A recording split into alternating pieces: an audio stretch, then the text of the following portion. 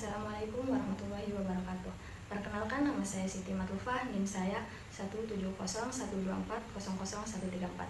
Fakultas S1 Keperawatan, Prodi Ilmu Kesehatan. Baik, langsung saja di sini saya akan menjelaskan anatomi sistem reproduksi laki-laki dan perempuan. Dan ini gambarnya. Di sini saya untuk yang pertama akan menjelaskan bagian eksternal genitalia terlebih dahulu, yaitu yang pertama klitoris, ialah organ kecil yang sensitif dan berfungsi untuk memberikan kenikmatan seksual. Yang kedua ada labio majora, yaitu lipatan kulit luar yang tebal dan melindungi organ reproduksi eksternal lainnya. Dan yang ketiga ada labia minora, yaitu lipatan kulit bagian dalam yang lebih tipis dan mengelilingi lubang uretra serta vagina.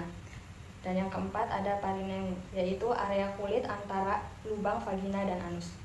Dan yang kelima ada mount pubis, yaitu gumpalan lemak yang menutupi tulang kemaluan pubis. Dan yang keenam ada urethral opening, lubang kecil tempat keluarnya urin dan kandung kemih. Dan vagina opening, yaitu lubang yang menjadi pintu masuk vagina yang merupakan saluran penghubung ke rahim. Dan yang terakhir ada anus, yaitu lubang tempat keluarnya fases. Dan selanjutnya ada sistem reproduksi wanita. Yang pertama ada uterine fundus, yaitu sebagai penahan ovum yang sudah dibuahi sebagai penanda pemantauan kehamilan dan area kontraksi saat melahirkan. Dan yang kedua ada uterus, sebagai tempat perkembangan janin atau mengatur siklus menstruasi. Dan yang ketiga ada ovarium ligament, yaitu sebagai penopang ovarium di posisinya dalam menghubungkan ke rahim sebagai saluran suplai darah dan saraf. Terus ada fimbria, yaitu menangkap sel telur dan mendorongnya ke tuba Fallopi dalam waktu yang tepat. Yang kelima ada myometrium, untuk menindukasi kontraksi rahim, berkontraksi untuk mendorong bayi keluar pada saat persalinan. Dan ada embrio, yaitu sebagai awal mula pembentukan dan perkembangan janin atau bayi, pembentukan organ vital dan sistem tumbuh dasar calon janin. Terus ada tuba Fallopi, yaitu mengangkat sel telur dari ovarium ke rahim tanpa terjadinya pembuahan festival, sel sperma bertemu dengan sel telur. Dan ada ovari, sebagai tempat untuk memproduksi dan menyimpan sel telur menghasilkan hormon estrogen. Yang ke-10 ada endometrium, yaitu sebagai tempat yang ideal untuk implementasi proses penempelan atau melekatnya sel telur yang telah dibuahi penumpang embrio selama siklus menstruasi. Dan ada perimetrium, yaitu membantu menjaga integrasi struktural rahim dan memberikan perlindungan bebatu mengikat uterus ke struktur lain di panggul. Dan ada cervix, yaitu menghubungkan rahim dan vagina sebagai penghalang alami yang melindungi rahim dan infeksi. Dan yang terakhir ada vagina, yaitu saluran aliran darah, menstruasi, dan jalan lahirnya bayi.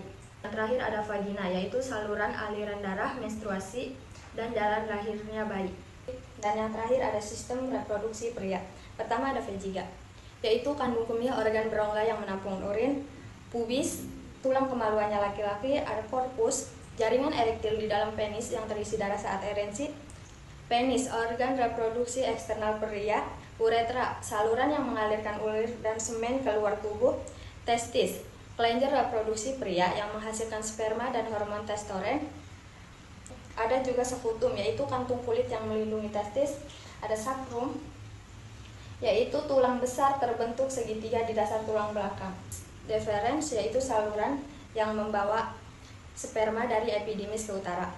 Ada rektum, yaitu bagian akhir dari usus besar. Fascicula seminal, yaitu kelenjar yang menghasilkan cairan mani. Prostat, kelenjar yang menghasilkan cairan semen. Ano, lubang di ujung saluran pencernaan tepat fases keluar. Dan terakhir ada ductus deferens, yaitu saluran yang membawa sperma epidimis ductus deferens ke ductus ejaculator. Mungkin cukup sekian dari saya. Bila ada kata-kata yang salah dari saya, mohon maaf. Dan semoga video ini bisa bermanfaat untuk kita semua. Assalamualaikum warahmatullahi wabarakatuh.